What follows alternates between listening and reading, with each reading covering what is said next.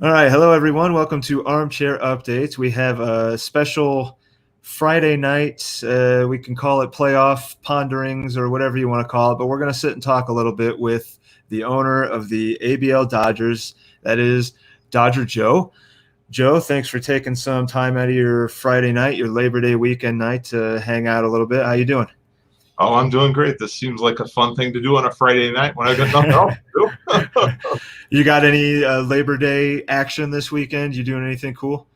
Yeah, you know what? I'm going into work. Oh, well. Gotta make up for Monday and Tuesday when I was home with a well child who had been sent home because of a COVID exposure. Oh, geez. So they wow. So you get to go in and actually do labor on Labor Day weekend. I might skip Monday, but yeah. but your kid okay? Oh yes. Yeah. He was okay throughout. He was just running around here like a little rugrat should. Not having a free day off. It's not quite a snow day, but a nice day or two unexpected off in August, September. Never hurt anybody. So let's kind of jump right in. I want to bring up your current matchup right now. We talked about it a lot on the Duke and Josh show the other night about your matchup with the Cubs and Frank. We were just talking about it a little bit before we went live about the couple of rough starts that you are getting.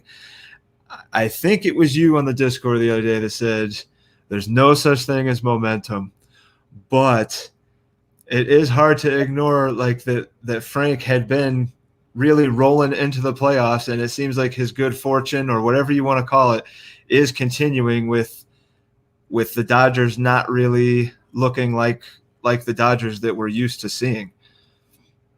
Hey, I stand by that comment. There's no such thing as momentum. I mean, look what this guy's getting. Who are these pitchers that he's throwing out there? I've never heard of them, and they're throwing up 15 or 20 points. And then he goes with the side. Yeah, not only is he getting like a pretty good start out of whatever Nestor Cortez Jr. happens to be. I think he's a Yankee, but he's combining that with Kyle Gibson and Freddie Peralta both getting knocked around by offenses that you wouldn't really expect to knock these guys around just based on the way they've been pitching, at least so far this year, especially Freddie. Maybe he's back a little soon from whatever was bothering him. I am just fine with Freddie getting beat up tonight. Cardinals fan first most of the time, right? So yeah, sure, but I mean, I'm happy to see them taking a shot, even though it seems like a long shot for them at getting that second wild. These are important games for the Cardinals, but I mean, you have to. For them to put up 8, and I don't think they were all earned on Freddie, but for them to have put up 8 already in a Freddie start, you just kind of maybe hope that would have come tomorrow or maybe another day. But it doesn't bother me, Alan. I mean, the playoffs, I've said it all along, and I'll say it again. These are coin flips. They're not 50-50 coin flips. I'm a statistician, as I think most people know. I teach probability occasionally. And in probability, a coin flip is anything with 2 options that are not necessarily equally likely. But none of these games, even yours, yours might be greater than 60-40 in Duke's favor. But none of these other games are bigger odds than 60-40. And anything can happen during a week where you only got 7 games. You compare this to an NFL season. An NFL season at least is 17 games. Right. So the variability in any of our playoff matches is substantially more than what you see in a full NFL season. Especially in the single week matchups, yeah. Yeah, I'm a big subscriber to. I love baseball for the fact that we get to play. I think in our league it's really about a 140 game season, 130, something like that. You can overcome the variability there. You can't overcome variability in a single week. That's true. We're seeing it. We're seeing it in multiple matchups right now. Stuff that maybe let's other matchups aside, how confident were you? I understand what you just said, but like truly deep down, like how confident were you when you knew that it was the Cubs that you were going to be facing? I don't think it mattered whether it was the Cubs or the Cards. I think it was roughly 50-50. Really? Even with all the injuries the Cardinals have had coming into the playoffs, you think that they were still an even matchup, the Cubs and Cardinals? All these teams, they've been good teams all year long. You got injuries, right? And most of us have them. I don't know if the Cubs have them. So maybe the Cubs are a little better than the Cardinals at this point, due to lack of injuries. But all these teams are good teams, and in any given week, anything can happen. I think you'd see that looking back on the season too, with these teams playing each other time after time, and it's going to be roughly 50-50, maybe 55-45 in terms of these teams beating up on each other. We're not playing, the teams that we'd be expected to beat at this point. I guess that's fair. I guess then. I guess when you break it down like that, I don't know what to talk about in regards to the matchup. Then I guess if we're just gonna say, well, it is what it is. You looked at every opponent equally, which I can't honestly envision that you would look at the Cubs and Cardinals equally, with the Cardinals being as beat up as they were coming into round, and the Padres for that matter. I mean, I know you want to touch on the Padres a bit, and we will, but like when you lose Alex Wood, when you lose like two giant rocks of your pitching staff, that's not the Padres of a month ago. And it's just like it's not the Cardinals of a month ago. Like I have to imagine like you would have been more comfortable knowing that you were going to play the Cardinals instead of the Cubs. You don't think so? Not necessarily. I mean, look at the Cubs. They have no pitching staff. They've gotten pretty damn lucky this week, but they have no pitching staff, at least starting wise. But that's been Frank's MO the whole, not the whole year, but most of the year, that's just kind of been Frank. And he shifted a little bit, when he picked up Zach Gallen and he grabbed some starts for the playoffs, but largely that's been Frank. And now he does happen to be doing it with the arms a little more than maybe you would expect. But I mean, his health, I think, has stayed. Frank has been pretty healthy, but I mean, I would have been, pretty comfortable playing me, if we're talking. Yeah, but of the teams in the National League, sure, I would have rather played you, right? And it's kind of funny to me how most of the season people were talking about my team as, being the best team in the National League, and seemingly overlooking Duke's team, because I think he's always been right there with me.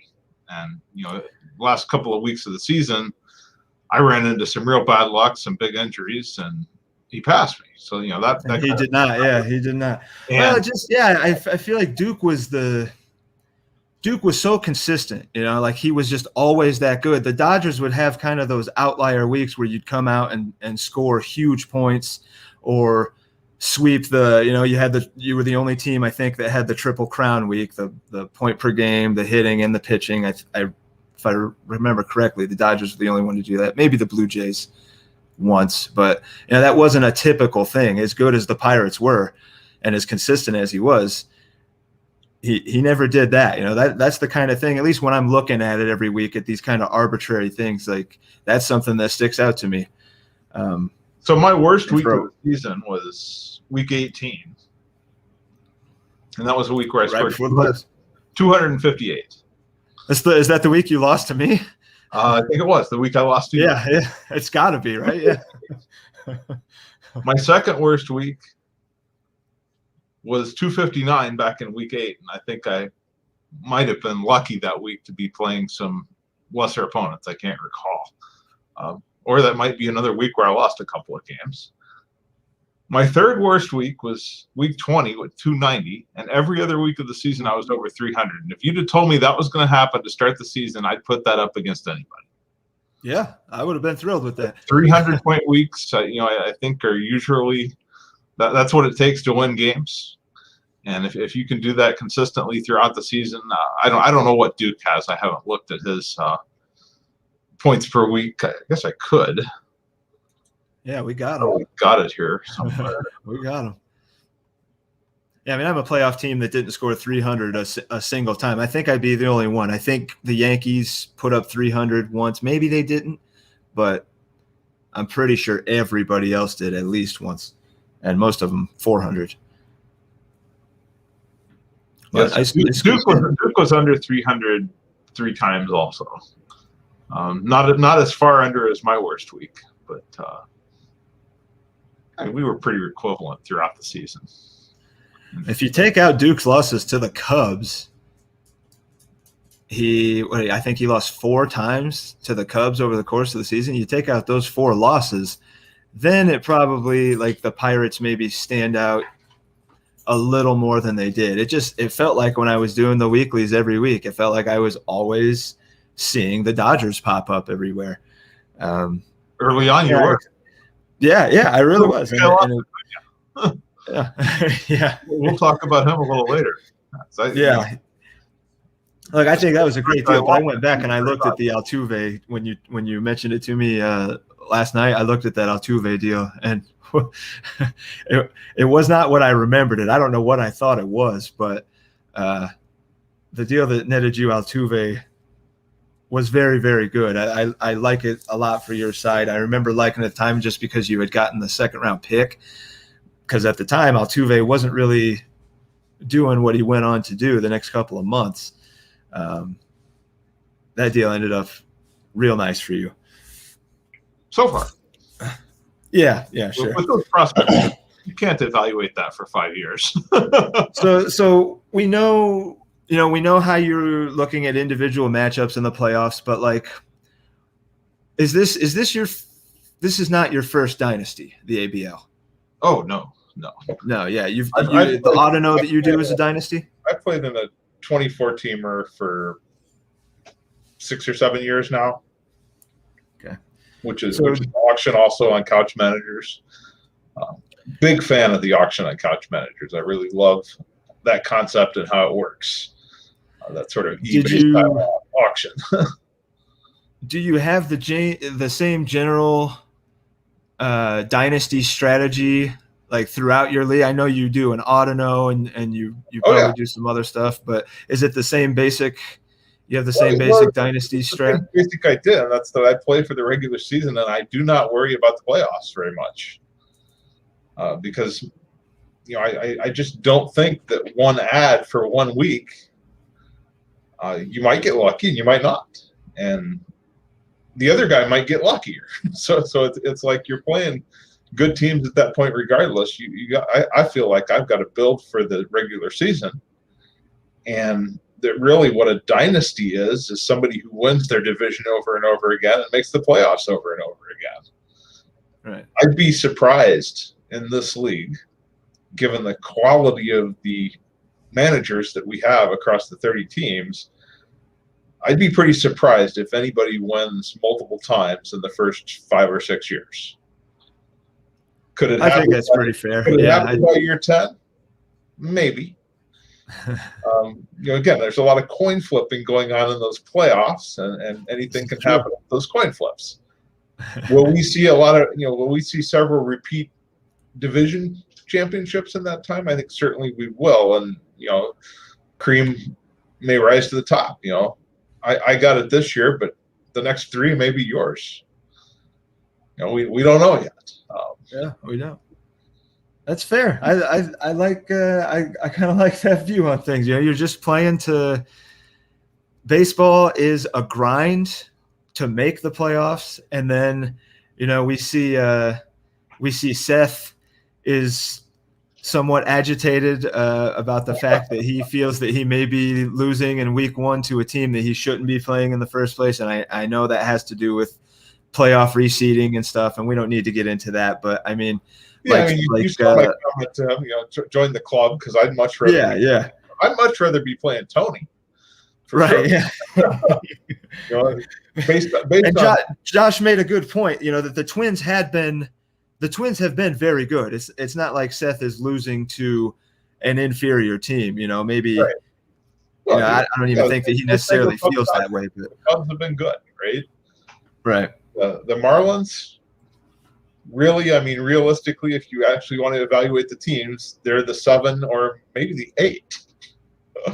If I was healthy, I would take me over the Marlins, but the Rockies are very unhealthy right now. But if I was, I would take myself over the Marlins, and that's probably about it. I know I just beat, the Dodgers a couple. That was a fluke. I happen to have, I think, my best week of the season when you happen to have one of your worst weeks of the season. Yes. And speaking of flukes, it's about as fluky as that 3-inning save Frank got last night. yeah, the Garrett Richards, 15 points out of Garrett Richards relief. Oh man, and he's been surprisingly good. I saw somebody compare him. I think it was the beginning of August with Craig Kimbrell, who has been miserable since his trade, and Richards has actually been pretty decent since they kicked him to the pen. I didn't think he'd be getting saves, but it's the Red Sox. That's again where some of the real randomness in a 7-game week comes in, because I don't know if it's the case or not, but I suspect that Frank might not have even been playing Richards, but for the fact that it was a short slate yesterday. Yeah. And short slate, and he was one of the guys that he could throw in there. I think he's a sparp, but yeah, good for Frank. That's how it goes in the playoffs. Yeah, man, and in a 30-team league, you get these, more obscure guys kind of coming out of nowhere and putting up these points, like Nestor Cortez is doing tonight for him, and I see that Kyle Gibson actually took some negative points. He was at 4.5, and now he's down to 1 point, whatever that is, 6-7. So he must have had another mark against him. God, what kind of starts? Take a look at that score though. Frank's not killing me, and I still got Robbie Ray coming up on Sunday. That's what I was just going to ask. What kind of starts you had coming up? I stay within 30. You better watch out come Sunday. The other interesting thing that I've been hearing lately is people talk about Frank's hitters and how much stronger they are than mine. We'll take a look at the hitting score for this week. Well, just tonight, it's tied 11-11. Yeah, flip it over to where you can see the whole week. How the hell do I do that? Little button there next to, there's one that's blue, and then you hit the white one right next to it there in the middle. This thing? That one. Mm-hmm. There it is. Yeah. Oh, time frame. Duh. Yeah. And it's going to take. Oh, here we go. But yeah, if I do win this week, I think it's going to be on the backs of the hitters. Yeah, you're out hitting him 117-100.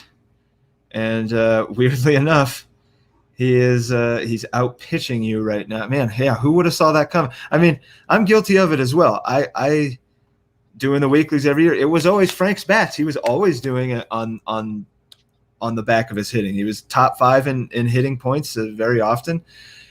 If you were a gambling man and you said what's the path to the Cubs beating the Dodgers? Well, yeah, let me ask you this, Alan. Do you know who won the league in hitting this year? Off the top of my head, I don't. Yeah, it would be it's you though. It's you, right? Yeah, because if I remember, I didn't do the top 5s for the last week of the season. We did the playoff thing on Wednesday night instead. Yeah. But I know that I've been doing them, and I know it's Dodgers, Phillies, Cubs, Pirates, Cardinals. I think has been the top 5 for most of the year. And then White Sox, Blue Jays, Dodgers, Mariners, Tigers for pitching. Yeah, and the Cubs, again, Dodgers in both. The Cubs were 300 points behind me in hitting. It's been funny. Well, to listen to people talk about their hitting all week. Yeah, that is a fair criticism. I know I did toot Frank's bats a lot, and it was like. I don't know if it's like, what else are you going to, like, he shuffled his team, not as often as Tony, but Frank shuffled his team a lot to where it like looked really different for a while there from week to week, especially with the pitching. He was doing the thing where he abandoned all the starters and went heavy relievers, and then he was kind of going half and half. And then I think he abandoned starters again and was loading up on the high dollar bats. So yeah, if I was going to talk about anything with Frank, it was about how the hell is he doing this? All right, here's another nugget for you that I can't wait to see your reaction to this one. So I did look at Frank's starting the lineup a little bit because I knew we were going to talk about our game. Sure. Would you have thought that every hitter in his lineup, except Derek Hill, was someone that he traded for? That doesn't shock me as much as it probably would like an outsider, you know, like in the first year of a dynasty, this guy doesn't have anybody that he drafted in his starting hitting lineup. But Frank made a lot of deals, and as we mentioned before, he's got no picks for the next 2 or 3 years. I think Duke said 3 years. Frank made no what's the word I'm looking for? He made no concessions or anything. He's going for it. Like he knows he's going for it. He said many times he's going for it. It's clear by his roster that he's going for it. And you know, he's had some guys really not perform for most of the year. You know, Yelich has been pretty lame for him. Everybody else, it seems like he kind of just got somewhat recently. So it wouldn't be fair to say they weren't performing for him. But yeah, I mean, I'll be interested. You know, again, back to the idea that this is a dynasty league. I'll be interested to see how he does with it next year. And you know, yeah, I'm curious to see who he keeps and how much money he wants to have going into the next auction and what he plans on doing with it. What's his salary right now? I think he's got to cut at least half of his salary, current salary, just to get to the 260 mark. What is he at? I don't have that handy, but I can look real quick. I missed what happened in that Mets game. I still don't think I've had a start yet this week. Damn it. I still don't think I've had one. Frank is at $533. So he does have some significant cuts to make. More than half of the salary has to be cut. And so I got to give props to Duke on one of his rules, right? That is not present in a couple of other leagues that I play in, and I kind of wish it was. But that's this very nice rule where Frank has to get back under that 260 before he can trade. Yes. Got a couple other leagues where people where that rule doesn't exist, and they really seem to try. There's a couple people in each league that try to really take advantage of that. And well, I kind of would say, why wouldn't you? You know, if you can load up on cheap guys, or you know, guys that you know you're going to be able to have and then make your cuts, that's a significant advantage over having to make your cuts and then make any kind of deals you want. I'm a big fan of that rule because I believe in the idea that people should be able to trade and get this year and the other teams get next year. The idea that you can then trade back in the off season, and that's what this rule is preventing. I love it. I like that. Pushing for it in those other two leagues because I really think that if you trade for this year, you shouldn't suddenly get next year back at the end. Right? Yeah, you shouldn't get a do-over. You shouldn't get a claim bankruptcy at the end of the season and get a nice clean slate. It'll be. Frank is one of those teams. Yeah, I think everybody's interested to see what the hell the Marlins are going to do because I don't even think Tony knows what he's going to do from one day to the next. But, you know, Frank has at least said that he had a plan and he stuck to it. Like he's stuck to trying to go for it this year, even going as far as to acquire Mike Trout, knowing that he may full well get nothing out of him.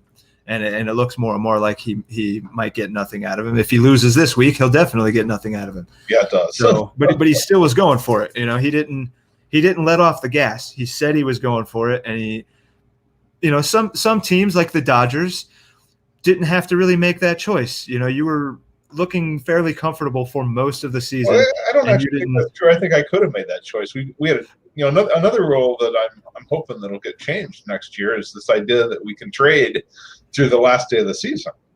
Right. Given the setup this year, I could have made that decision to do that at the last minute. There were certainly guys that I could have picked up. You could have. Yeah, you could have. But that's not my philosophy. I'm not willing to mortgage my future in that way. Right. That's what. Yeah. If I was I know he's going for it, and he knows he's going for it. But man, I shudder to, not that he can't acquire picks somehow. He can. He's probably not going to net any lottery picks or anything the next couple of years, but it's tough to look down there and really, it's not like he figuratively has no picks. He has no picks. There's nothing there in those years. He really has nothing. And I'm not sure what's left in the prospect system. I didn't go in and try to evaluate what prospects he has, but I think he's traded several of those away as well. Yeah, it's not a great farm. Going by anybody's power rankings, Sam did some. Tyler has his. The Cub farm is, I think, bottom 5. Pretty much any way you look at it. I'm not trying to disparage Frank or anything. That's just how these projections or whatever see it. So, and there are, if he gets some fab or whatever, yes, there's some prospects live top 500 guys out there that are still not on ABL rosters yet, but we're talking about, in the 400s and the 300s, guys that are true dart throws. You could go out and replace one of his guys with those now or whatever, but there's no upper level prospects out there to just go grab that are suddenly going to improve your farm. So Frank he better hope he has a good year this year. He better hope he gets by you in the first round. Better hope he wins it all, because next year he may be selling everything just to rebuild that farm system. Yeah, and he's in. Frank, we've all paid for next year already, but I don't have any fear of like Frank pulling a Roger or a Gaz, or I don't think he's going to bail or anything like that. But I like Frank. You have to pay for 2024 if you're going to trade those picks, right? Yeah. So yeah, when we get like the next layer of picks next year, if he starts digging into those, he's going to have to pay for that, and Tony will as well. Because Tony will be wanting to deal those picks as soon as he sees them down at the bottom of the screen. It's gonna get that itch that, oh hey, trade pieces. People like first rounders. I can get people to trade me stuff for first rounders. I can't tell you how many times I was asked for one of my 2023 or 2024 picks, and I'm like, no, I'm not gonna. No. I don't even touch that. So, one thing that you had mentioned that you kind of wanted to touch on a little bit was the Padres, and I wasn't 100% sure what did you mean, like your divisional fight with the Padres, or like the Padres in general? The divisional fight. I mean, props to your dad, man. He had a hell of an auction, I thought. It was a little bit He surprised me. It was a little bit like mine, where not digging so deep for the stars, but trying to really build out a team and have plenty of depth. And but yeah, I mean, real props, because to stay with me all year with the numbers that my team was putting up, at least through the end. And he was in a position those last 3 weeks where I had a little bit of a collapse due to some of those injuries, that he could come really close, and we'll see in a little bit how close he was to actually beating me. But yeah, I mean, what a year for him. I mean, I got to give props, because he could have pretty easily, I think, won the division. He in terms of what he's got going into next year, Chris Bryant at $32 and 5 positions. I mean, that's a heck of a good contract, in my opinion. I think he's gonna. Yeah, I do think he's gonna keep him. I really like players that are capable of moving around in the lineup. I think I'd keep Goldie at 32 again for maybe a couple of years. I think Goldie's still a good deal.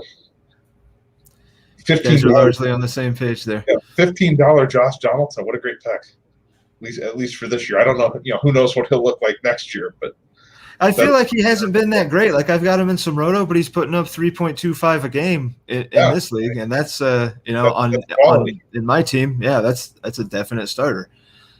And then he's got anybody's team, I think. Cheap stuff too. Sean Manaea looks like a good, cheap, usable starter for several years to come. The Alex Wood, he was really good till he got hurt. Now, did he get him? That was in the FAAB run, right? Yeah, that was Fabapalooza. Yeah, $33 a Fab. $33. Yeah. But then he wanted him, and he went out and spent the money necessary to get him. Yeah. Dollar guys: Austin Barnes, Ben Gamble, Nick Pavetta, Kyle Finnegan. Those are guys that I would, that's exactly like what I would do to support the team. So one thing I was surprised at with him was I don't think he ever really made a big trade. And I wonder. I think Pavetta was a trade. I think he got Pavetta in a trade. That was one of his early deals, I think. Okay, was it? But I wonder if he had gotten a stud or two. I wonder if he really would have beaten me in the end. I do think part of that is his like he's not a big Discord guy. He's not a big computer guy generally. He doesn't get on there and check every day. So I don't know how many potential deals he may have missed out on because it was 4 days before he got on and read somebody's DM or whatever. Because I know that happened because I've had guys get at me and say, "Hey man, I sent your dad a message like 3 days ago and he hasn't even read it or whatever." So, oh shit, sorry, because he just doesn't get on there that much. And I feel like, I appreciate you, bringing this up because it does give me a chance to pay a little bit of respect to my dad in this league because, he's been playing fantasy a long time, but he's never even been close to a league this deep. I think maybe a 15-team roto had been the max that he'd ever done before. At least I had been in a 20 and a 24 before a 30. So for him he had never used couch managers. We have to get on the phone. I got to walk him through everything. He'd never used couch managers. He'd never done a slow auction. For him to put up the year that he had, he really did surprise me. He really did. And the farm is not very good for the Padres. I think it's about in that same like Cubs, that we were talking about, that same kind of bottom 5 level. He does have a few picks in 22. He's got all the picks in 23, and he's only at $305. So, do you keep $40 Captain Jack? If you're him, do you think you do? $40? Yeah. I don't keep $30 Captain Jack, but Yeah, right. So he's going to be losing Wood. He's not going to keep $12 Felix Pena. Charlie Morton, I know, has said that he was looking to retire like pretty soon. He's kind of going like year to year. He didn't want to play until he was 40. He's going to be 38. So maybe he comes back and he keeps him for $20. Yeah. Taylor Ward for 10. He's gonna cut him. Probably cut $7 John Birdie. Maybe, I don't know. He really likes John Birdie. He probably keeps Nelly for at least 1 year. So there's not a ton of obvious salary to cut. I guess Will Smith and Alex Wood. How many years is Nelly going to play? Why not keep? He's probably going to play till he gets 500 homers, right? You have to assume. 45. Man, he's 41 and he's not slowing down. I mean, he's got 19 dongs. I guess that's slowing down a little bit for him. When he's been hitting mid 30s, 40, 19 is he could go on a run though. He could hit 15 in a month and suddenly be at 35, 34. So, but I think if he's looks fine, he's going to keep him for $20 next year. But Will Smith, Alex Wood, they're $60 cut, and he's down to $245. Yeah, I mean, I think he'll probably get it down to. Yeah, I bet he gets it down well under 200, and he'll have a few bucks. Brings in some new blood on the auction next year. So Adam wants to know. I don't know how comfortable you may or may not be with divulging, but Adam is straight up saying, who is Joe keeping?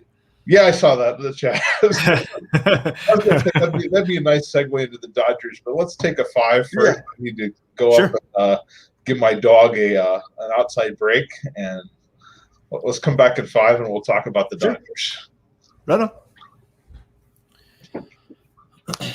What can I talk about while Joe is taking a break? What does anybody want to hear me talk about? Got a nice stack of cards for Seth. Seth, if you are watching, I got everybody on your list, man. Look at that big stack of cards there. Everybody, you got a complete set of Gypsy Queen now, my friend. And I will watch your next podcast. Of course I will. I've watched all of Seth's. If Adam and Tony, if you are not familiar, no, he's not.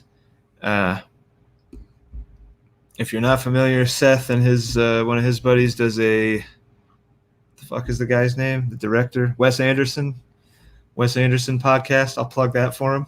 It's called Intentionally Wes Anderson, featuring Seth and his middle name. Oh, what'd you get? Anything good, Adam? It is a good podcast. Yeah, I like it. I don't love Wes Anderson, but I've listened to Star Trek podcasts, and I don't watch Star Trek. So nothing. Man, what do you think, dude? Should I not open my box when it finally shows up? Should I just put that thing in my closet and forget that it exists? But it would be the most expensive box I've ever opened. I've never opened a $200 box, you know? So part of me really wants to open that $200 box, like just because, you know, just because I'm an adult now and I can buy a $200 box, and I couldn't when I was really collecting. I had a fucking great collection, man. I tell you what, I had a great collection, and I sold it all it was like the first year I got together with my wife. We really needed the money at the time. And I posted my whole collection on Craigslist, and I met up with a dude in a pretty sketchy, like a gravel parking lot. I had a firearm with me, you know, it's fucking Craigslist, but they offered me, they looked kind of through. I had like my big bulk, you know, singles, here's everything. And then I had a small binder with like my really good stuff, the small short prints, the game use, the autos. And they looked through that, and he's like, I'll give you $150. And I tried to talk him up a little bit, but in the end I took the 150. And you know what? At the time, it bought us a lot of groceries. So, do I wish I still had everything? Yes, I do. Yes, I do, because that had been my collection from like when I was pretty young. I withheld my 1985 Topps complete set and stuff like that, but it had been pretty much my entire collection since I was, you know, 8, 9, 10 years old up to when I was in my mid-20s. That's when I met my wife, early mid-20s. So, yeah, that sucked. That sucked. Story time over. So yeah, let's keep going on that. I hear you talking about baseball cards. That used to be one of I was talking about selling my collection, and now, you know, these guys at the baseball card thread on the Discord is kind of re-getting me back into the collecting a little bit. I was asking Adam, like, when that box of Topps Chrome shows up, like, I personally really want to open it, because when I was a kid and stuff, when I was younger, I could never buy a $200 box. You know, I could never even imagine buying a $200 box. I want to open the damn thing. But on the other side, I'm seeing a lot of horror stories about these boxes really sucking. So, like, maybe I should just throw it in the closet and sit on it and forget about the thing, and then sell it sealed, you know, next spring training or whatever, and try to make some kind of profit. Yeah, but, you know, I don't know on that one. I will say that I'm highly disappointed with the way that card collecting has gone. I remember one of my memories from high school. I don't have all that many left, but one of my memories from high school, I was really into card collecting starting in, I think it was 1988, just after the Cardinals had been in the World Series. I think that was the first year or two that I started watching baseball at all, and got really into card collecting in 1988. And I can remember that our high school had an open campus for lunch, so you could walk down to some of the restaurants in a small town in southern Illinois. And there were frequently days where I decided I wasn't hungry for lunch, and I would take my lunch money down to the hooks on the corner and get 5 or 6 packs of Donruss. looking for, I think it was Mark Grace rookie cards at the time. Most doubles in the 90s. But you Most could novels buy, in the 90s. at that point in time, you could buy 35, 36 cards for $1. And, Sure. and nowadays, you buy a pack of cards. It's got 8 cards in it, and it costs $5. And what I find most disappointing about that is my kids are not going to get to experience what I got to experience because it's too expensive. I mean, even the cheap hobby boxes these days, you know, back when I was really collecting, I could at least I could go to my I could go to my local hobby shop and get what was I getting back then? You know, Bowman wasn't what it is now. So it was like your standard Bowman or just your tops, you know, top series 1 or whatever, $40, $50 for a hobby box that came with 36 packs. And I think tops back then was 10 cards a pack. So you're looking at 360 cards. Yeah. Way more cards per pack. And I think these days it's just out of reach for kids unless they've got parents with money.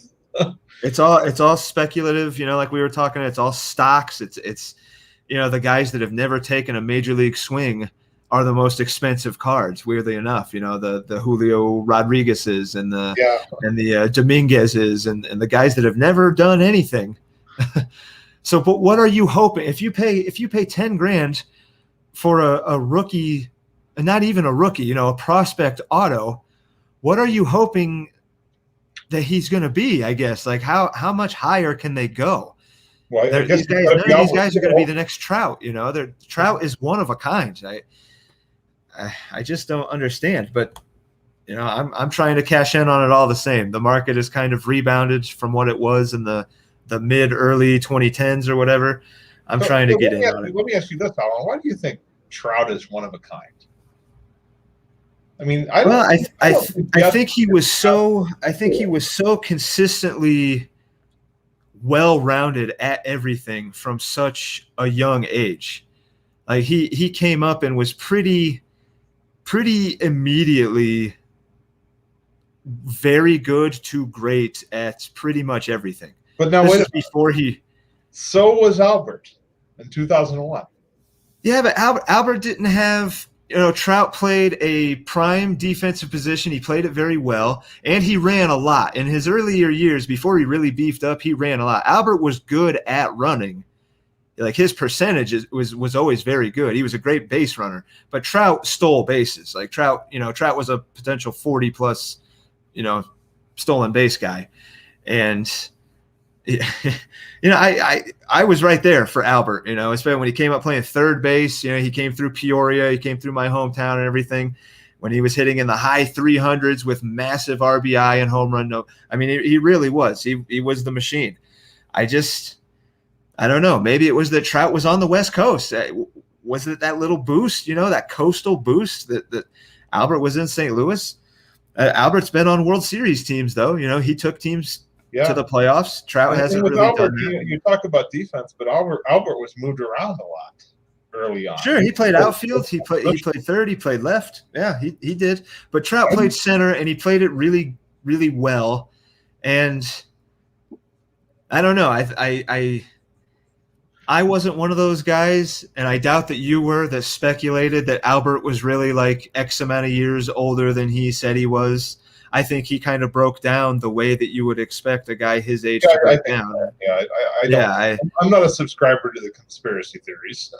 Yeah, I don't. I mean, I know that it has happened with guys, but those were guys that there was like speculation about their age from when they were teenagers, like when they were first coming into the country. Like Albert had been in the country. He didn't just float over on a door, you know, like he had been, I think, in the Kansas City area or wherever the hell it was.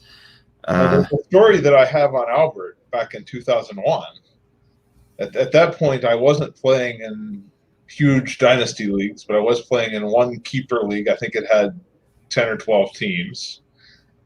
And per the rules of that league, Albert wasn't even available in the draft. So he came into play on the waiver wire run that also included, who was it? It would have been Ichiro and Ben Sheets. So those were the three. Did you say Ben Sheets? Yeah. The pitcher. Yeah. Right. I mean, he didn't Good Sheets reference. but he was big in that period where people really. Oh yeah. And so I had the first claim. I was sitting at the top. I don't even remember why, but I was sitting at the top of that waiver wire run, and I selected Albert over the other two. So that's my story about Albert. That was several years of success. Yeah, imagine. I mean, if you go Ichiro, you're probably reasonably happy. If you go Ben Sheets was. He had a couple seasons. He had a couple really great seasons, and I remember one in particular with the Brewers. He struck out 18 Atlanta Braves. I believe it was the Braves. I know it was 18. I think it was the Braves with, man, just like a 2-pitch combo. He was a fastball and a devastating 12-6 curveball. Like when he was on, Ben Sheets was on. And that 18 strikeout game was one of the most like dominant performances I've ever seen. But I don't think he really lived up to what you would have, especially in the basking in the reflected glory of Ichiro and Albert Pujols in that small waiver class. I think you probably made the decision that would have made you the happiest. I mean, he was pretty good for the time he was around. Sure. His first 3 years actually weren't all that great. ERAs in the fours. He actually came down. 2004 was really his best year. 270 ERA, 237 innings. I think they might have burned him out that year, and then he didn't reach 200 innings again after 2004. So a little fatigue, yeah, a lot of mileage on that arm and wrist. I'm going to bring up real quick. So we're encroaching on that hour area, and I got some dinner. We may wind up going over that. I think we need that. Let me bring up. You did some cool stuff, some cool visuals. Let's talk about the Dodgers because we need to talk about the Dodgers. Okay, sure. Adam wants to hear, where things stand. I know that his decision making is going to be really impacted by the people that I might keep. So we better either fill them in or I don't know, Adam. Should I keep anybody at all? You could just re-auction it again and probably end up pretty fine. But yeah, so my philosophy. You know that I'm playing for the division championship, and anything after that is just gravy. And that's kind of what drove basically everything throughout the season, starting with the auction. The auction was interesting. I think I waited almost 2 days before I signed anybody. And then my first signing was just absolutely terrible. Do you remember who it is? I don't. Jackie Bradley Jr., $12. Wow. Craziness. What was I thinking? Okay. Looking back. I kind of thought that was a Fab guy, I guess. In my head, I guess I kind of thought he was a Fab guy. No, wow. That was my biggest auction mistake. Good to get it out of the way early. No, I think I got caught up in, I liked him, obviously. I'm not sure I like him anymore. but I got he's under that 2 point a game threshold, kind of in the nose line of the ABL. Yeah.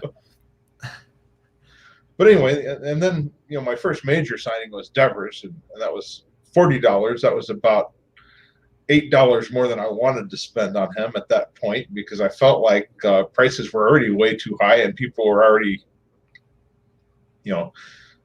I thought those prices would be coming down and that I might get him cheaper. But in retrospect, I don't know where he is on the top 25 list right now, but $40 was completely worth it. Yeah, he might actually be a pretty good value for almost 4 points a game. I mean, I think that's a pretty good value.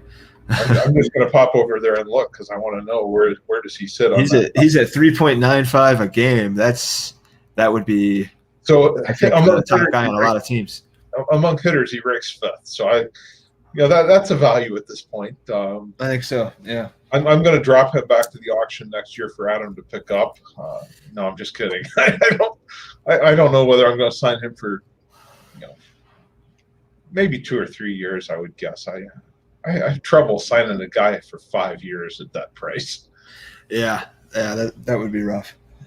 I couldn't fault you. But yeah, then some of the key signings I think for my team are these signings under $10 for players that are producing 3+ points a game. Yuri Gurriel, I got him for $6. I guess people didn't like the fact that he was 37. $8 Mark Canna to me is a tremendous, and Joey Wendell for a while I think was either very close to or over a 3-point game. Yeah, I mean, player playing 3 positions for $5. Yeah, Joey Wendell was 3 positions from the start of the season.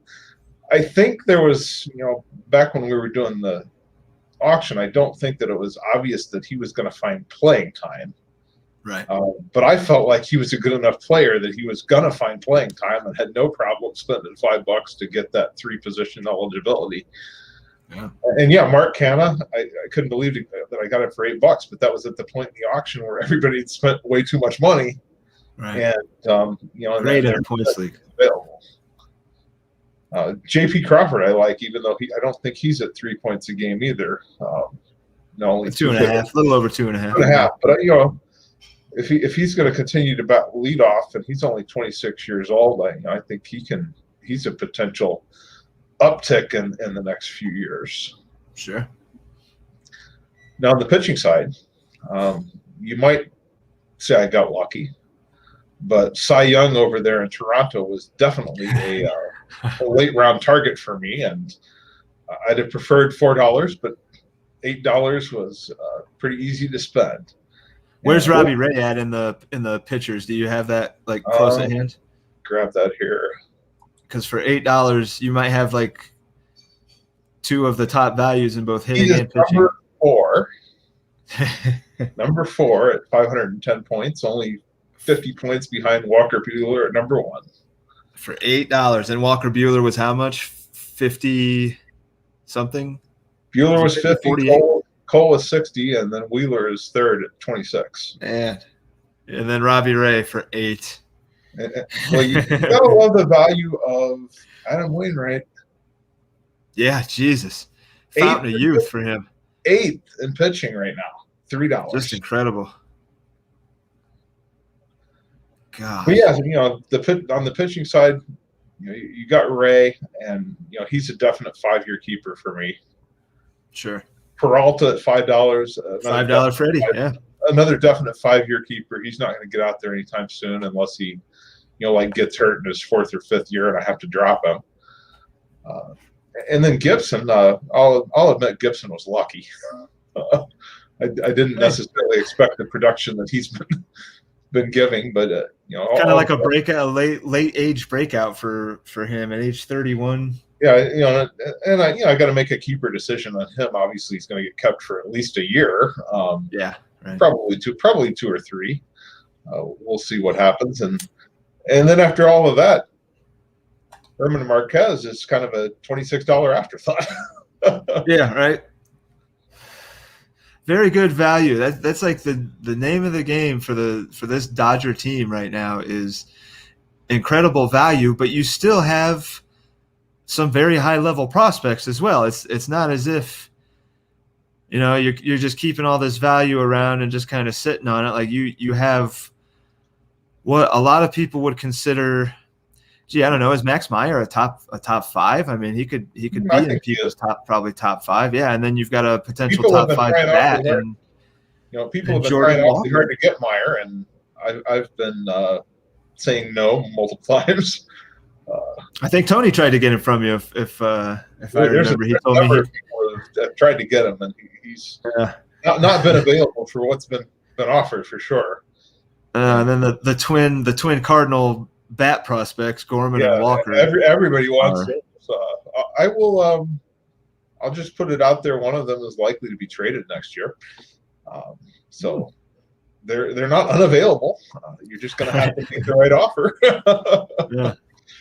I like the mix though. I like the relative cheapness of those top prospects, to the other ones. I know we all, we've seen the Mackenzie Gore price and the Spencer Torkelson price and the Kellenic and the I think Julio Rodriguez and Dominguez are both way up there in double digits. To have a Max Meyer, and then a Gorman and a Walker, all four combined under $10. That must have been at a point in the auction when everybody was out of money as well. Yeah, when you dipped your toes in there. No. So here's where part of that comes from, right? And that was actually an auction strategy, and I can give it away because it could never be repeated in this league. Right. But some of those guys you were naming that are at $30-$40 were guys I nominated in the first.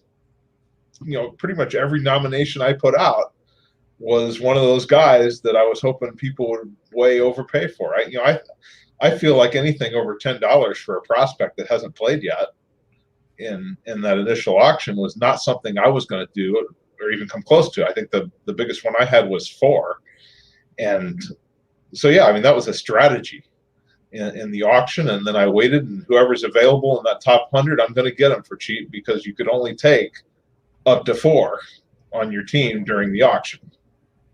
Tony's disagreeing with something. I guess it would have to be when you said that it can't happen again, but I don't know that he knew what you were going to say yet. So I'm not sure. I'm not sure what Tony's disagreeing with, but he is disagreeing. He can't be disagreeing that was your strategy because that's your strategy. So it has to be that your opinion that can't happen again. But I think you're right in that we'll never have all those prospects in the auction. Yeah, we won't have all those guys again now. And the first year player draft is not an auction, so it can't. The guys can't be driven up there either. So I think you probably are right. Okay. So he was sorry. He was disagreeing with Adam. Adam had said that there will be no pitchers in the auction, and that was what Tony was saying. He disagreed to. So my apologies. I glanced over the Adam comment. Do you agree with that, Joe? Do you think there's going to be not very much pitching in the auction?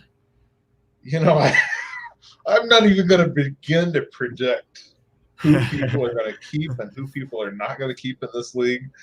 I think I don't know. I mean, no idea. It doesn't seem like it's going to need to be a priority of yours. I think we can say that much. Your staff looks pretty well. I think compared to most of the league, your staff is going to be kept pretty well intact compared to I can almost everybody on my team if I want to. Yeah, these other teams that were in the top 5 in pitching, these guys are built on the high dollar arms, the rest of those top 5 arms, and then even guys like Trevor Bauer and stuff that they haven't gotten anything. Well, I don't think Bauer factors into a top 5 pitching team, but it was the Aaron Nolas and the guys like that. It's still pricey, but those are what the White Sox and the Mariners and stuff had built their pitching leads on, not $8 Robbie Ray, not super cheap Adam Wainwright.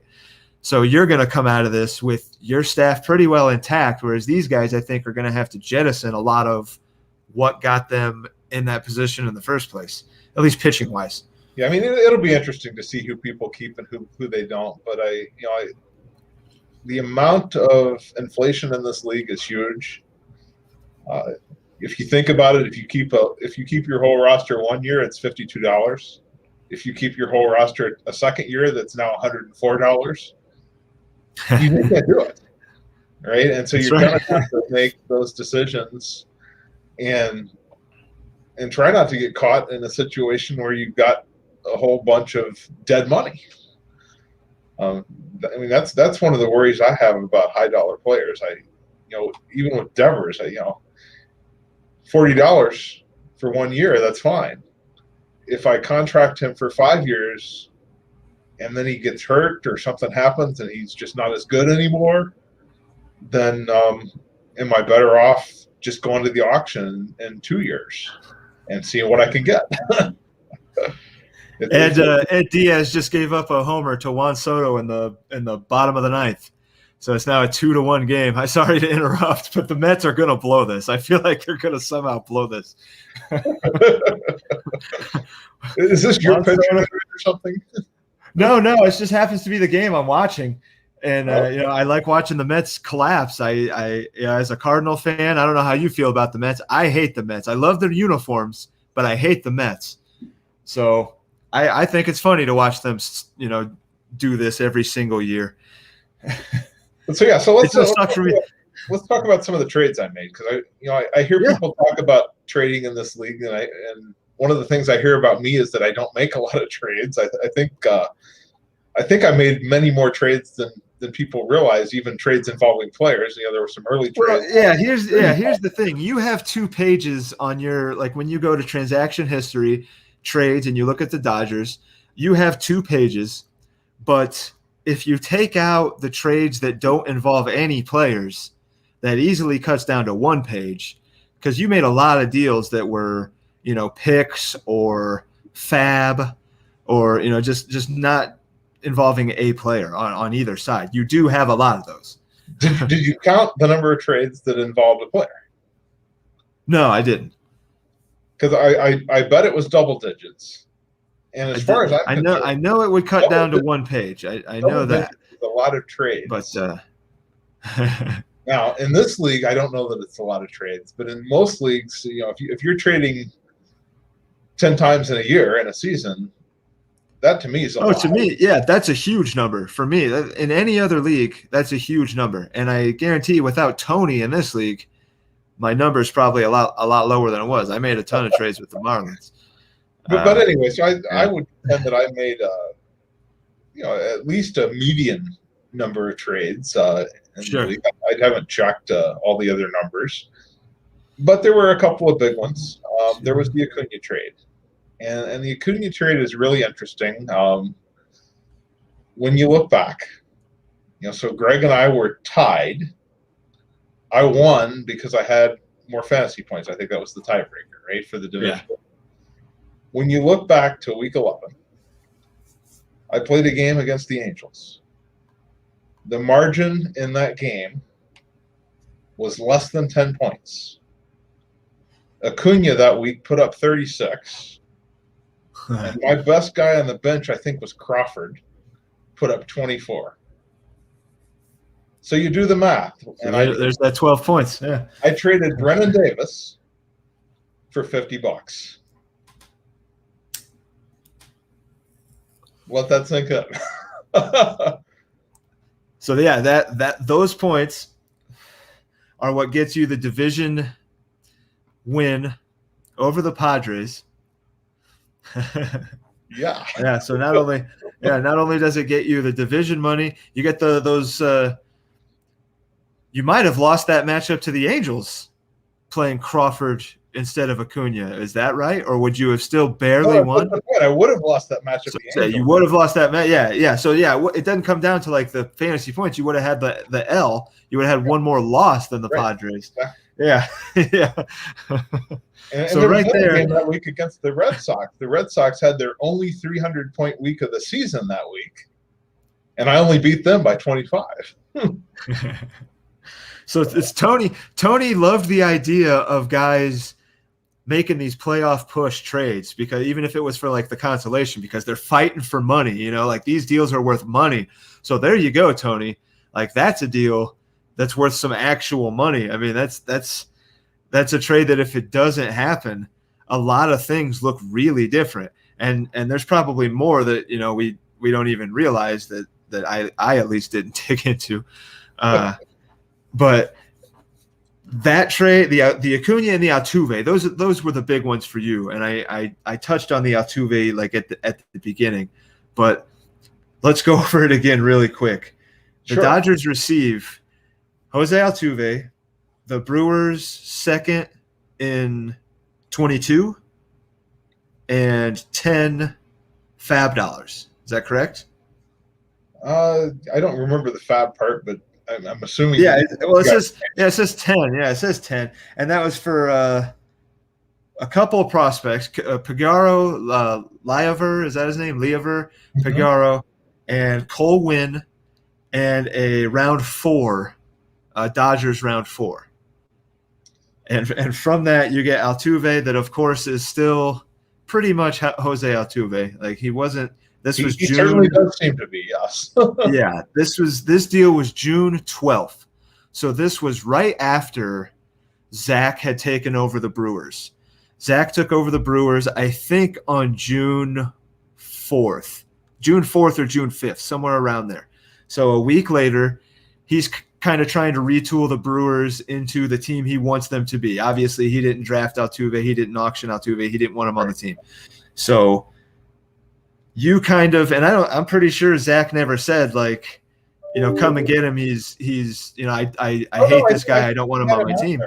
I'm pretty sure he had him out there. Yeah, but it wasn't like it wasn't kind of like, there's guys that hate the Astros, right? Like after the trash can thing, there's guys that don't want Astros on their team. There's guys that won't draft Astros. It wasn't so much of that kind of thing, I don't think, with Zach. No, he just wanted to make the Brewers his own. You didn't like swoop in and say, "Oh, this guy's got to get rid of Altuve. I'm gonna fucking knife in there and grab him." I think I might have swooped in and grabbed him from another team or two. I don't know. I love. Of course, it looks great now for you. But I think I remember liking it at the time, and it was mostly because you got that round 2 pick. It wasn't so much the Altuve thing; it was the second round pick, and the fab, I guess. But it ends up that Altuve has been a pretty important part of the Dodgers. Not like you would have failed miserably without him. It's the same as with Acuna. I think Greg would have won if I hadn't have gone and gotten Altuve as well. That might be in large part due to the injuries that I suffered the last 3 weeks that, really took down my scores in the last 3 weeks of the regular season. But either way. You got a starting offense that has – this is without Acuna. You've got 4 guys that are averaging nearly 4 points a game. Yeah. I haven't looked at everybody else's roster that in-depth, like point per game wise. But I can't imagine there are too many offenses that have that many guys over 3.5, even 3. Call it 3.4. You've got Gurriel 3.38, whatever. Call the cutoff there. But that many guys that well over 3 points a game, like just kind of sitting there, and that's without one of the biggest names in the league. Maybe we do overlook the Dodger bats a little bit. Wilson Contreras would be in there if he wasn't hurt. He got hurt, and then I decided that ultimately I had to dump him off. I knew I wasn't going to be able to keep him, and so I sent him. I don't even remember exactly what I got back. I guess it was it Jeffers to the Braves, Jeffers and a or something like that. Something like that. And the Braves, sure, they can. They're in a position where they can. They're in a position to keep him. I would keep him. Keep him and need the points in the lineup. Position to keep both catchers. And sort of knew that, and since I knew that he wasn't necessarily going to be helpful in the playoffs, I decided I had to get rid of him while I could. Yeah, this sucks because this actually hurts me. I think they did blow this. Oh man, there was just a collision at the plate. Stevenson and whoever's catching for the it's 2-2 with a man on third and only one out. Ed Diaz is going to blow the hell out of this game. He's pretty good at that, I hear. Yeah, it sucks because in a while. I do have him in multiple roto leagues where I'm still trying to cash, and having him blow a save is not. I don't know why I'm enjoying it so much. I just really don't like the Mets. But anyway, did you want to? Back to just for a little bit more. So the guys that I traded away, Cole Wynn and Lever Paguro, or however you say his name, those are both guys that I had in the top 200 in my prospect rankings. Sure. So that was kind of why I asked for the second round pick and was glad to get it. But yeah, I had those guys pretty high, and I'm assuming that they're not bums. I don't want to make it sound like you. What's his name? Zach had him high as well. Yeah, Zach knows what he's doing. He's demonstrated, that was his first week in the league or whatever, but he has demonstrated that he's pretty sharp. So I think, he got the guys that he wanted. I'm sure he had more than the one, like you said, more than the one offer for Altuve. And, he took the one where he got the guys he wanted. But that gave you, a guy that ended the season averaging 3.83 points a game. That would be just for example, far and away my best offensive player. So I think it ended up for somebody that says, I want to play to get to the playoffs, and then we'll see what happens. That's a move that definitely helped you win the division. And I think you were going to the playoffs even without Altuve, but like you said, you probably weren't necessarily winning the division. So, right. Yeah. I think I definitely would have made the playoffs. But again, to me, the most important thing is to win that division. Right. That's what I'm going for every year. That's what I will spend, the Brennan Davises to try to do. Right. Yeah. Which I love. Yeah. I love Brennan Davis, but that's a move that not needed to. Well, I don't know. You look at it now, it did need to be made. Yeah. I guess at the time I wouldn't have said, man, Joe needed to make that move. But now in retrospect, I looked at it at the time and I said, I do need to make a move because, again, props to Greg. I mean, he was there. Yeah. He was right on my It's fun to be able to look at stuff like this in the rearview mirror. Yeah, because I'm going to do this if I want to make sure I win. Because it was at the time, I remember it being like, oh God, just what the Dodgers need, Ronald Acuna. Like, of course he did.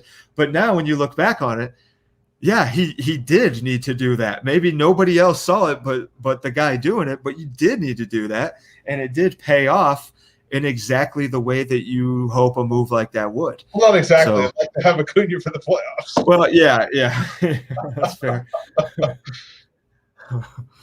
But I mean, those were the two big trades. There were a couple other little trades that I made. I think you didn't make very many involving players. I think it was only 10 or 11. Every trade, Alan, involves players, one way or another. You know what? Talk for a little bit. I have to pee so bad. So talk about something. FAAB is a player, right? $10 of FAAB is several players.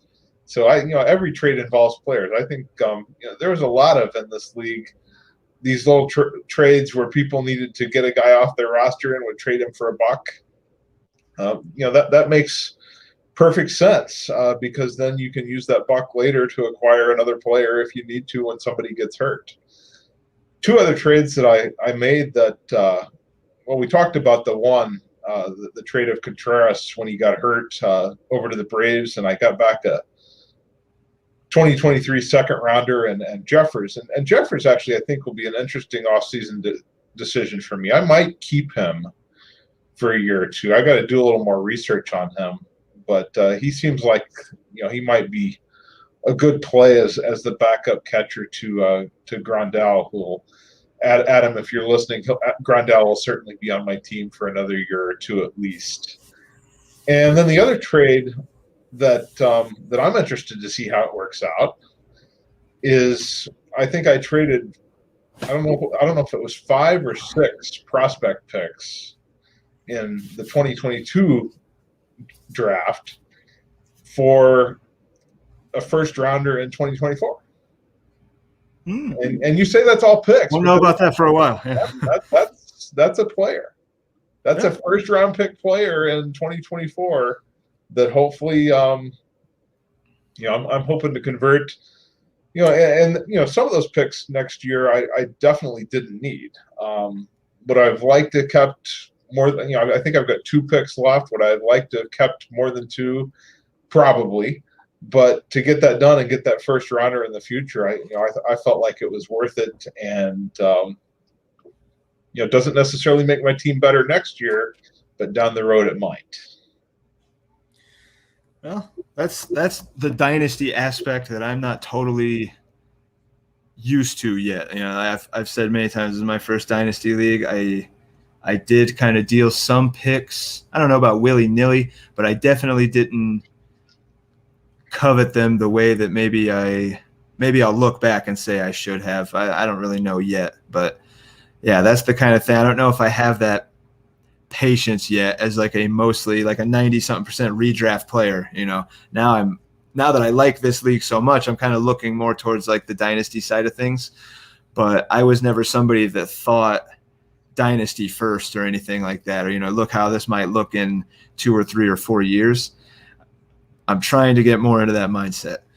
But, I think my last 5 years of experience, I don't think I would ever again play in a league that wasn't an auction At least not seriously. Yeah. Right?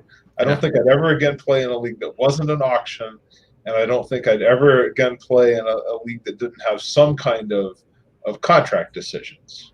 Right. So this league is, contracts, and you can keep a guy up to 5 years. The other league I play in, you're only essentially keeping them for the next year, but the yearly inflation is set up differently where it's based on the points that they score. So like the top 5 hitters and pitchers will not go up $2. They will go up $8 next year. Right. And everybody's got to make decisions on the basis of, all those players going up, and, some of them going up by substantial amounts. And those kind of leagues, I've played in a football keeper league, not a dynasty, but where like, the keeper, the round he was drafted in decides which round draft pick, that you lose, or that they inverse that, like by where the guy finishes. If he finishes, kind of like you said, if he's a top 5 or whatever, you lose a first round pick. And I don't really like that. I'd rather like knowing how much the inflation is going to be, and knowing what everybody else is limited to, like contract wise. We all have the same max extension and everything like that. I do like that, but I haven't played in a whole lot of other dynasty where it's anything different. So I guess I can't really say for certain. I guess people distinguish between a dynasty and a keeper. So I guess this other league I'm in is technically a keeper because you can't contract people for multiple years. But to me, it's all the same.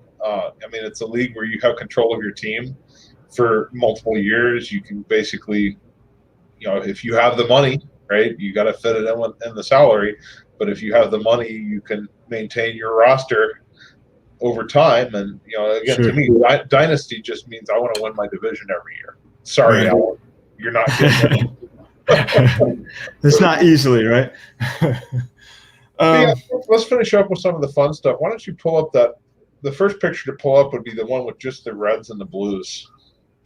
Man, I hate to do it, but I just got a couple of texts. I kind of need to cut it short a little bit. Do you want to? I want to go over this stuff. I just don't. I got maybe 5 minutes. Yeah, let me rip one up. Let me get rid of this. We can do it in 5 minutes. Yeah, we can. I would guess. Damn it. Share screen. And I did this earlier tonight, so I would be able to like quickly do it earlier, and now I can't. Yeah, there's really only 3 pictures to talk about.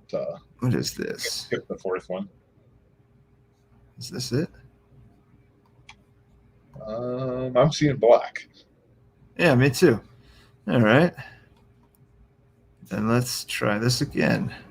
I can do it. Just bear with me, everybody. If you're still watching, you're probably going to keep watching. So, all right. What is this? Yeah, get that out of there.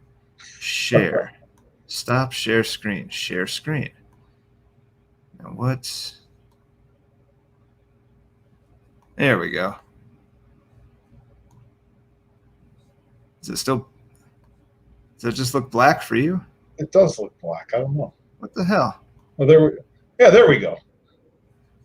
Okay, so I had the first one, which was just everybody's weekly scores. Yeah, go past that one. We'll skip over that one. But so this one is what I did was I went in and I got all of the weekly scores, which wasn't exactly easy to do. A lot of copying and pasting. But once I got it into the stat software, I could manage it a little better. So this is just playoff versus non-playoff weekly scores, right? Consolation brackets at the top, playoff brackets at the bottom. And that's what it looks like. Kind of looks like what you would expect it to look like. Go on to the next one that just breaks it down by teams that are in the playoffs. There we go. This is the really fun looking one. Are you able to maximize that or not? With that little I can zoom in a little bit. Yeah. Yeah, there we go. Yeah. So this one's more interesting because this is good stuff. You can see the comparison now between the Dodgers and the Cubs, or pick any two playoff teams that you like, right? But no, Dodgers and Cubs are like right there next to each other, and you're right. Those 400-point weeks do stand out. They do. Yes, but if you look at the majority of the rest of my weeks, they're also Cubs. Oddly enough, one of the things that's sticking out to me is the Tigers and how he only had one 400-point week, but was just so consistently good the rest of the time. He was probably the most consistent. The Tigers and the White Sox. If you look at the White Sox, they're similar. Yeah, he's really stacked up as well. But no, at least I just for you, ahead, sorry.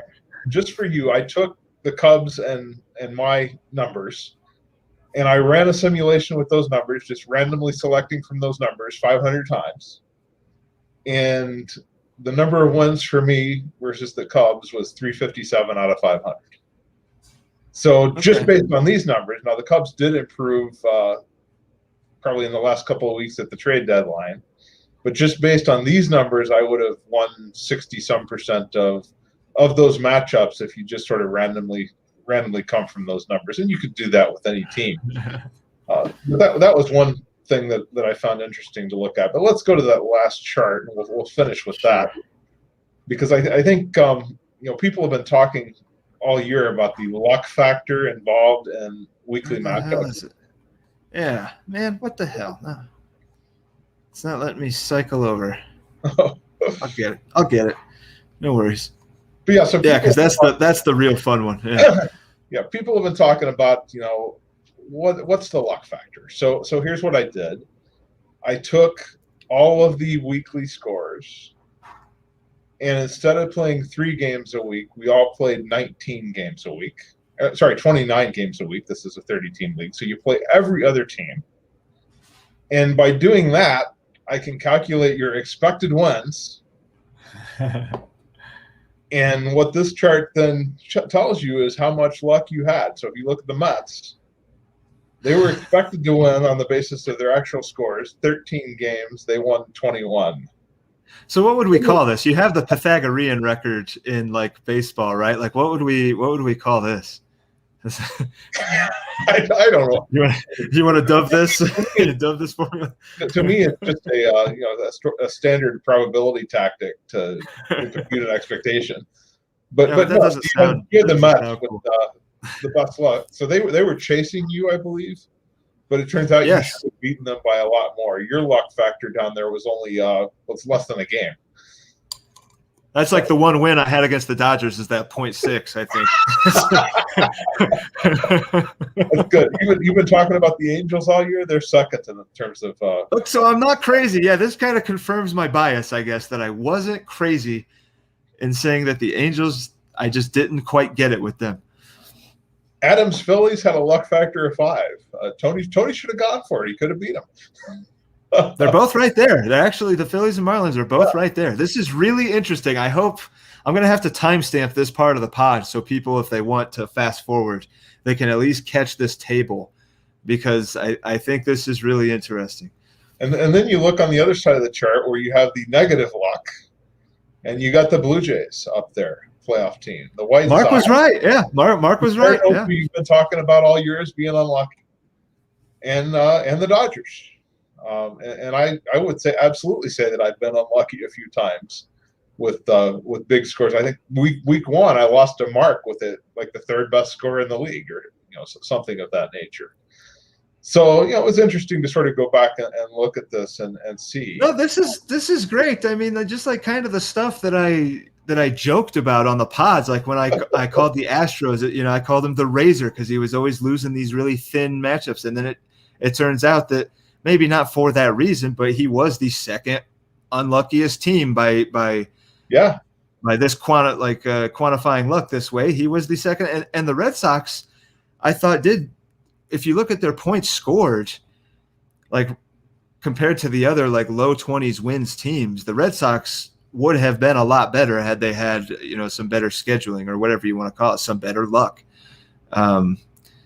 Yeah, this kind of to see this at the end of the year after doing all those weekly pods and just kind of saying that stuff that maybe I was noticing and maybe I was just kind of thinking I was noticing. It does feel kind of nice to see some of that confirmed in this table at least. Yeah, so this is based on our 3-game weeks, right? And Right.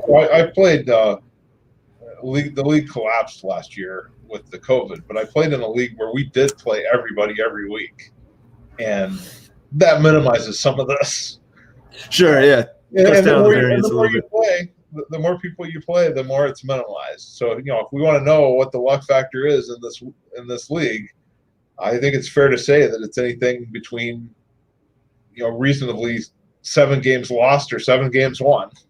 Yeah, wow. I mean, you got some top teams. You got your Tigers, your Mariners, your Rays, the Twins, the Pirates, kind of right there jumbled together. If you want to throw the Cubs in there, a really tight grouping of top teams, and then you have some top teams that got some shit luck. You've got the Dodgers and the Cardinals right there together. You've got the White Sox, the Jays. It's very interesting to see that. Yeah. So one thing to look at here. I've been giving your dad all these props, but if you want to throw a bar, right, the luck factor for the Padres 3.9 compared to the luck factor for the Dodgers -2.8. That's an almost 7-game spread.